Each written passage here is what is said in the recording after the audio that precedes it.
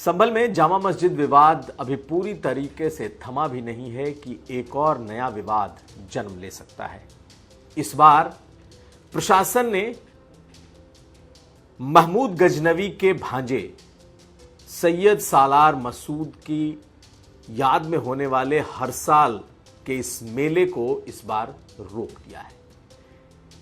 Additional SP ने कैसे रोका है और क्या बताया है कि क्यों नहीं होगा ये मेला, जो कि कई दशकों से या कब से हो रहा लोगों को याद नहीं, उनके तर्क सुनाएंगे और बताएंगे कि संभल में अब मुसलमानों का ये मेला नहीं लगेगा। ये पूरी खबर बताएंगे। इसके अलावा संभल में ही एक और जमीन अब सरकार के निशाने पर है। दरअसल सरकार का दावा है कि यह सरकारी जमीन है और इस पर अवैध घर और मस्जिदें बनी हैं। तो क्या उन पर भी खतरा मंडरा रहा है? और आखिर में बीजेपी के जिलाध्यक्ष और महानगर अध्यक्षों की वो सूची जिसमें 28 लोगों के नाम अब भी नहीं है, यानी कि बीजेपी के भीतर एक सिरफुटौल चल रहा है, दबा हुआ है। लेकिन क्या सचमुच भाजपा इस स्थिति में नहीं है कि एक बार में अपने सारे जिलाध्यक्षों के नाम का ऐलान कर सके? और क्या इस बार सवर्णों का बोलबाला है इस लिस्ट में? तो क्यों? ये खबरें आज का यूपी में। नमस्कार, मैं हूं कुमार अभिषेक, आप देख रहे हैं यूपी तक। हम हाजिर अपने न्यूज शो आज का यूपी लेकर। तो आज बात होगी संभल के उस मेले की जिस पर प्रशासन ने रोक लगा दी है। एडिशनल एसपी ने दो टूक कह दिया कि इस तरीके का मेला संभल में आयोजित नहीं होगा। कौन सा है वो मेला? आखिर क्या उस खास है उस मेले में कि प्रशासन ने साफ साफ उस इलाके के मेला कमेटी को, खासकर जो मुसलमान लोग हैं वो उस मेले को न जाने कब से आयोजित करते आ रहे हैं, उसको, इस मेले के आयोजन को पूरी तरीके से रोक दिया है। क्या खास है इसमें? मेला कमेटी के लोग जब आज एडिशनल एसपी के पास पहुंचे, होली के तुरंत बाद ये नेजा की मेला आयोजित होता है, तो एसपी ने क्या कहा आपको हम बताएं, आप खुद सुनिए कि किस मेले को पूरी तरीके से रोकने और अगर किसी ने उसको लगाने की कोशिश की तो उसे अपराधी बताने की कोशिश की है एडिशनल एसपी ने। सुनिए मेला कमेटी के जो मुख्य लोग हैं उनसे और एडिशनल एसपी श्री चंद जो कि संभल के हैं, उनकी बातचीत में कहा क्या गया है, सुनिए। संभल में एक नेजा मेला का आयोजन किया जाता रहा है। यह नेजा मेला सैयद सलार मसूद गाजी जो कि महमूद गजनवी का भांजा था और सेनापति था, जिसके द्वारा सोमनाथ मंदिर के सहित हजारों मंदिरों को लूटा गया, हत्याएं की गई थी, उसकी याद में यह नेजा मेला आयोजन किया जाता है। एक पताका फहराई जाती है। यह एक बड़ी कुरीति थी और हत्यारे की और लुटेरे की याद में इस तरह का आयोजन किया जाना उचित नहीं है, इसलिए इनके आयोजन के लिए मना किया गया है। कुछ दूसरे वर्ग के कुछ लोगों द्वारा भी इस पर आपत्ति प्रकट करते हुए एप्लीकेशन भी दिया गया था और कानून व्यवस्था को दृष्टि रखते हुए तथ्यात्मक रूप से यह बात सही पाते हुए आयोजन का अनुमति नहीं दी जा रही है। लेकिन सर, ये मेला कमेटी के लोग कह रहे थे कि हमेशा से जो लगता था, लेकिन इस बार मना कर रहा है प्रशासन। यह एक लंबी कुरीति थी। कुरीति के आधार पर आयोजन किया जाता रहा था और लुटेरे की और हत्यारे की याद में इस तरह का आयोजन किया जाना उचित नहीं है। इसी को दृष्टि रखते हुए, कानून व्यवस्था को ध्यान में रखते हुए इसका आयोजन किया जाना उचित नहीं है, इसलिए इनको मना किया गया है। तो आपने इस बातचीत को सुन लिया है। एडिशनल एसपी ने साफ कह दिया कि यह मेला आयोजित नहीं किया जा सकता। अगर आपने अनजाने में या आपको जानकारी नहीं है कि किसके लिए आप ये मेला लगा रहे हैं, किसकी याद में आप लगा रहे हैं, तब तो कोई बात नहीं। लेकिन अगर आप जानबूझकर जिस शख्स के नाम पर यह मेला चल रहा है अगर उसको फिर भी आयोजित करेंगे तो आप अपराध के भागी होंगे। तो जान लीजिए बैकग्राउंड। दरअसल महमूद गजनवी, जिसे हर कोई जानता है एक आक्रांता के तौर पर, एक लुटेरे के तौर पर, जिसने सोमनाथ के मंदिर को लूटा, जिसने देश में न जाने कितने जगह कत्लेआम मचाया, कितने मंदिरों मठों को लूटा, उसका भांजा सैयद सलार मसूद गाजी, ये वो नाम है जो कि जिसने उत्तर प्रदेश में कई जगह लूटपाट की थी, मंदिरों को तोड़ा था और इसके नाम पर उत्तर प्रदेश में कई जगह उर्स भी होते हैं।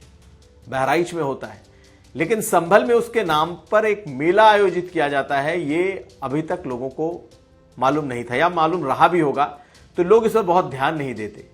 लेकिन आज एडिशनल एसपी ने साफ कह दिया कि ऐसा शख्स जो कि गजनवी का भांजा था, जिसके खुद के हाथ भी रंगे हुए हैं मंदिरों को तोड़ने में, हिंदुओं के कत्लेआम में, ऐसे लोगों के नाम पर मेले की अनुमति नहीं दी जाएगी। आपने सुनिए अब मेला कमेटी के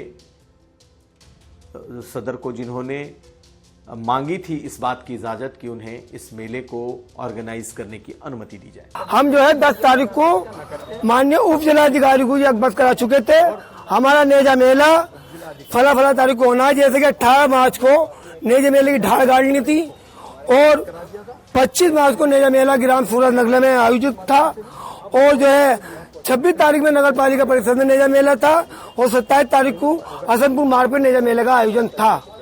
आज हमें एसपी साहब ने बुलाया और हमें ये आदेश दिए इन्होंने, क्या इस साल आप नेजा मेला नहीं बनाएंगे जब तक आपको मजिस्ट्रेट की परमिशन नहीं मिल जाएगी।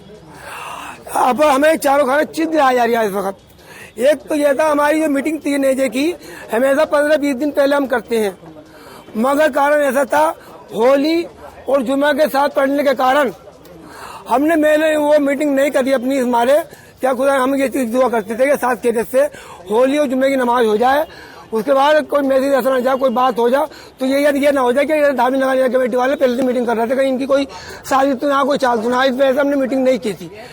हमने कल एक मीटिंग करी और उसमें ये कहा कि नया जो 25 मार्च को बनाया जाएगा और 18 मार्च को नेजे की ढाल करेगी, 25-26 में नेजा मेले का आयोजन होगा। अगर हम ये नेजा मेला नहीं करने देते हैं तो हम कोर्ट का दरवाजा भी खटखटाएंगे। खैर, संभल में तो ये मेला आयोजित नहीं होगा, लेकिन सैयद सालार मसूद गाजी के नाम पर अभी भी बहराइच में एक बड़ा उर्स लगता है, जिसमें लाखों लोग आते हैं। अब इस मेले को रोके जाने के बाद क्या एक नया बवाल संभल में खड़ा होगा, या फिर चुपचाप इस मेले को बंद कर दिया जाएगा, इस पर हमारी नजर रहेगी। अब संभल से एक और खबर। संभल के चंदौसी में कई लोगों के आशियाने पर खतरा मंडरा रहा है। यही नहीं, एक मस्जिद भी बनी है और वो भी अवैध अतिक्रमण के भीतर आ गया। आज संभल के कई अधिकारी पहुंचे उस जगह पर। कहा जा रहा है कि तकरीबन 5 से 6 एकड़ की जमीन है, जो कि नगर पालिका की जमीन थी, सरकारी जमीन, और उस पर एक पूरा इलाका बस गया है। कई दशकों से इलाका बसा है, उस पर धार्मिक स्थल भी बने हुए हैं। लेकिन सरकार का, प्रशासन का कहना है कि अगर ये सरकारी जमीन निकली तो फिर इसे न सिर्फ खाली कराया जाएगा, बल्कि इस पर बुलडोजर भी चलेगा, इसे हटाया जाएगा। शर्त सिर्फ ये है कि ये सरकारी जमीन होनी चाहिए। हालांकि इलाके के लोगों ने बैनामा भी करा रखा है, यानी कि किसी ने उनको बेचा भी है। देखिए इन तस्वीरों को, जब आज संभल के अधिकारी वहां पहुंचे हैं और बकायदा इस जमीन का अब सर्वे भी शुरू हो रहा है। सुनिए क्या कहा है अधिकारी। कुल 6.5 बीघा भूमि है नगर पालिका परिषद की। किसी व्यक्ति ने बैनामा करा दिया था, बाद में वो फरार हो गया था, ऐसी सूचना हमें मिली है। आज तहसील दिवस में आई थी। प्रत्येक तहसील दिवस में 2 स्थानों का भ्रमण करना होता है, तो इसी में हमने लक्ष्मणगंज के अंदर जहाँ पहले बावड़ी निकली थी उसी स्थान पे भ्रमण किया है। कुल 34 परिवार है।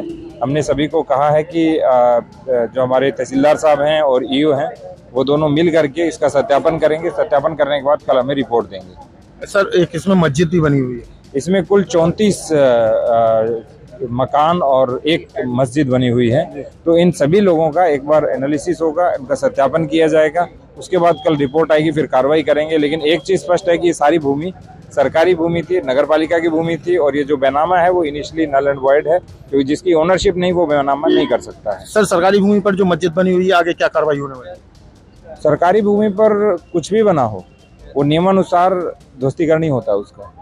हाँ। सर, कितनी भूमि है लगभग और कितने मकान? 6.5 बीघा भूमि है और कुल 34 स्ट्रक्चर बने हुए हैं ऐसे, मकान और मस्जिद सही। सर, किसने शिकायती पत्र दिया था जब आप आए? शिकायती पत्र शुरू में एसडीएम साहब के पास आया था और आज तहसील दिवस में हमारे पास भी आया है, और उसी के अंतर्गत हम कार्रवाई कर रहे हैं। और अब बात बीजेपी के भीतर मचे हुए एक अनकहे घमासान की।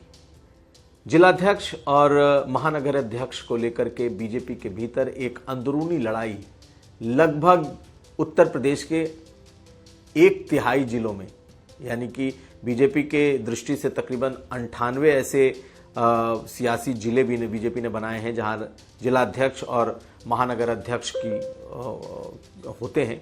उसमें से सिर्फ 70 का ऐलान बीजेपी कर पाई है, 30 अभी भी बाकी हैं।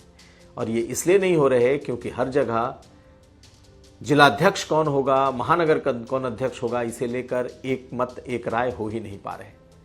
उन्हें मालूम है कि 2 साल जब विधानसभा के चुनाव होंगे 2027 में, तो जो भी जिलाध्यक्ष या महानगर अध्यक्ष बनेगा वो सबसे अहम पद पर होगा, क्योंकि टिकट बंटने की जो शुरुआत होगी या फिर टिकट किसके नाम पैनल में जाएंगे, इसमें इन दोनों पदों की बड़ी भूमिका होती है। ऐसे में इस बार खूब जमकर घमासान हुआ है।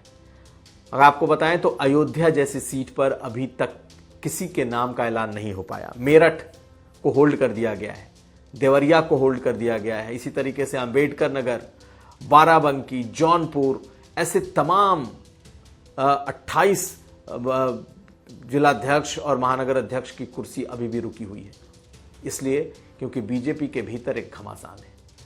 खैर, क्या घमासान है ये तो बीजेपी के ऊपर नहीं आ रहा, लेकिन कई जगह सांसद और विधायक आपस में लड़ रहे हैं कि जिलाध्यक्ष उनका हो, जिलाध्यक्ष किसका हो।